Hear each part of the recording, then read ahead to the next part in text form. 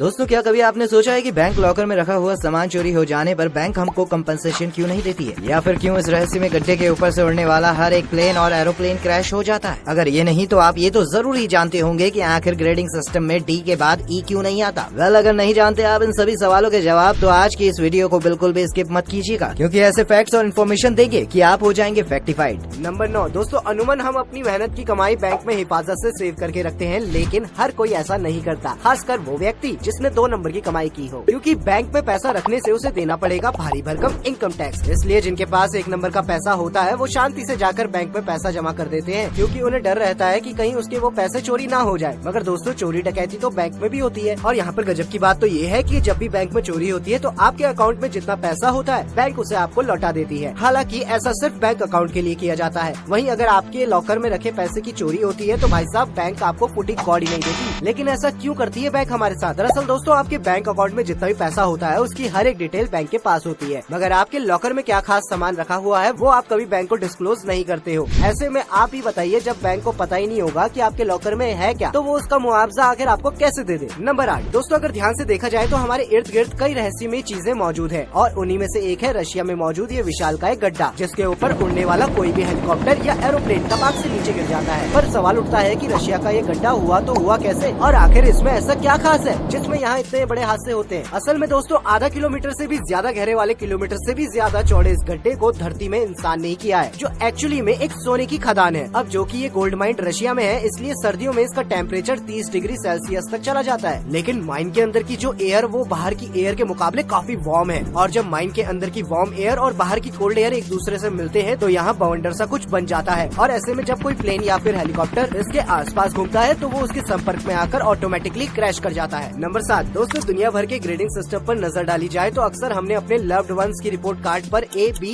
C या फिर D और बुरी से बुरी हालत में F देखने को मिलता है। पर क्या आपने कभी सोचा है कि किसी भी एजुकेशन सिस्टम या इवैल्यूएशन सिस्टम में E ग्रेड क्यों नहीं मिलता? आखिर E से ऐसी कौन सी गलती हो गई है जिससे उसे ग्रेडिंग सिस्टम में इंक्लूड नहीं किया जाता? बेसिकली ग्रेडिंग सिस्टम की शुरुआत तब हुई जब दुनिया भर की रिपोर्ट्स में ये माना जाने लगा कि नंबर सिस्टम से बच्चों पर काफी प्रेशर पड़ता है, इसीलिए ग्रेडिंग की शुरुआत हुई। कहीं तो ऐसा भी होता है कि नंबर मिलने पर हमारे जैसे कुछ शैतान बच्चे खुद ब खुद नंबर बढ़ा लिया करते थे। ऐसे में ग्रेडिंग सिस्टम में ABCD की शुरुआत हुई, जहाँ A को टॉप पर रखा गया है और D को बॉटम पर, वहीं F को फेल समझा जाता है। अब अगर यहीं पर E का यूज किया जाता है तो वो D के बाद आता है, जिससे उसे और लोअर ग्रेड समझा जाता है। वहीं E को हकीकत में एक्सीलेंट भी माना जाता है। आखिरकार ऐसी कंफ्यूजन ना हो, इसीलिए E को ग्रेडिंग सिस्टम पर रखा ही नहीं जाता। नंबर 6, हम में से कई लोग ऐसे होंगे जो कहीं भी डिस्काउंट लगा देख खुद को रोक नहीं पाते और दबाकर शॉपिंग करते हैं। यहाँ तक कि ये भी नहीं सोचते कि आखिर डिस्काउंट के पहले उस चीज की क्या कीमत थी और अब क्या है। पर यहाँ पे हमें बस कुछ समझ आता है तो मौका, उस पर्टिकुलर सामान को खरीदने का मौका, आखिर ये डिस्काउंट में जो मिल रहा है। लेकिन इस हड़बड़ी में हम ये नहीं समझ पाते कि ये कुछ और नहीं बल्कि हमें लूटने की मार्केटिंग स्ट्रेटेजी होती है, जिसका सीधा साधा कनेक्शन ह्यूमन साइकोलॉजी से जुड़ा होता है।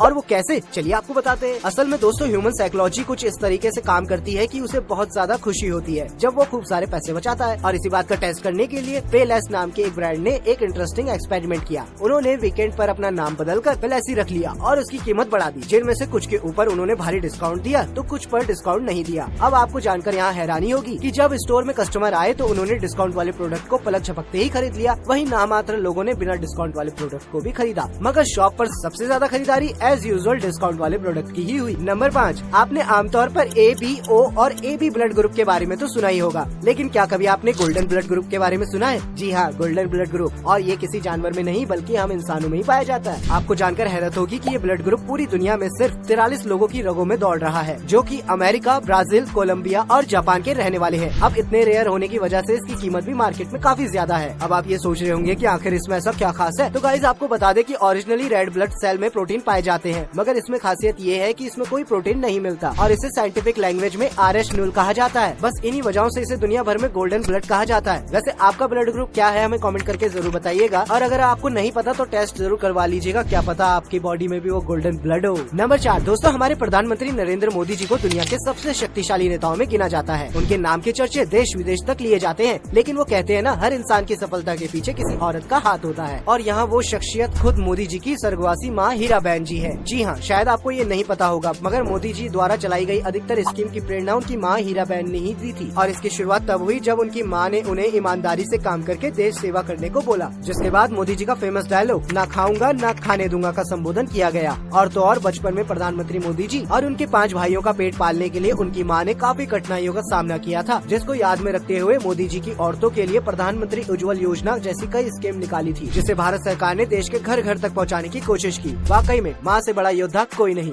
नंबर 3, धनियों के धनी महाधनी भारत के कुबेर मुकेश अंबानी जी को कौन नहीं जानता। लेकिन क्या आप ये जानते हैं कि हाल ही में मुकेश अंबानी ने अपनी रिलायंस का बंटवारा कर दिया है। मगर ऐसा क्यों? क्या उनके भी घर में आम भारतीयों की तरह पैसे और बिजनेस को लेकर कलेश होने लगा था? तो आपको बता दें कि दोस्तों ऐसा कुछ भी नहीं है, बल्कि मुकेश अंबानी ने बंटवारे की ये सीख अपने पिताजी धीरू भाई अंबानी के नक्शे कदम पर चलकर ली है, जिन्होंने अपने आखिरी समय में दोनों भाइयों अनिल अंबानी और मुकेश अंबानी के बीच बंटवारा किया था और तभी से उनके रिश्ते बिगड़ गए थे। ऐसे में मुकेश नहीं चाहते थे कि उनकी संपत्ति को लेकर उनके बच्चे आपस में भिड़ जाएं। इसलिए उन्होंने रिलायंस रिटेल को ईशा अंबानी, रिलायंस जियो को आकाश अंबानी और Reliance energy and oil sector को अनंत अंबानी के नाम कर दिया, ताकि समय रहते उनके बच्चे बिजनेस के सारे दाव पेच सीख सके और जरूरत पड़ने पर वो उनकी मदद भी कर सके। नंबर 2, दोस्तों डेस्टिनेशन वेडिंग का चलन आजकल जोरों शोरों पर है। हर कोई अपनी जिंदगी का ये स्पेशल मोमेंट यादगार बनाने में कोई कसर नहीं छोड़ना चाहता। वेल, अगर ऐसा ही चलता रहा तो वो दिन भी दूर नहीं जब इंसान की बारात धरती छोड़ अंतरिक्ष पर जाएगी। पर क्या आपने कभी सोचा है कि आखिर वो नजारा कैसा होगा? अगर नहीं तो इंटरनेट पर वायरल इस तस्वीर को जरा ध्यान से देख लीजिए, जहाँ दुल्हन की इस ड्रेस में एक महिला यात्री दिखाई दे रही है। डिजाइन एजेंसी कर्क बॉक्स के पेज पर शेयर की गई ये तस्वीर देखने में आपको भले ही रियल लगे, मगर असलियत में ये पिक्चर आर्टिफिशियल इंटेलिजेंस की मदद से तैयार की गई है, जो कि अंतरिक्ष में होने वाली फ्यूचर डेस्टिनेशन वेडिंग का बेबाक नमूना है। नंबर 1, दोस्तों जरूरी नहीं दुनिया भर के सारे आविष्कार साइंटिस्ट ही करें, कभी कभी ये चमत्कार आम लोग भी कर देते हैं और इस मामले में भारत को शायद ही कोई टक्कर दे पाए। बात फिर चाहे दुनिया के सबसे छोटे सैटेलाइट की हो या फिर घर पर लटकते हुए इस छोटे से ताले की। जी हाँ, दुनिया का सबसे छोटा ताला जिसकी लंबाई सिर्फ 3 mm है। मात्र 41 मिलीग्राम जितने वजनी इस ताले को केरल के गणेश सुब्रमण्यम जी ने बनाया है, जो कि इतना छोटा है कि इसे अपना दरवाजा तो छोड़िए सुई के छेद में भी आसानी से लगा सकते हैं। मगर छोटा समझकर आप इसे गलती से खोटा मत समझिएगा, क्योंकि मामूली सा दिखने वाला ये ताला इतनी सेफ्टी प्रोवाइड करेगा जितना कोई आम बड़ा ताला नहीं करता। और तो और इसमें चाबी भी नहीं लगती, ये तो बस 4 अंकों वाले डिजिट से चलता है। क्यों है ना कमाल?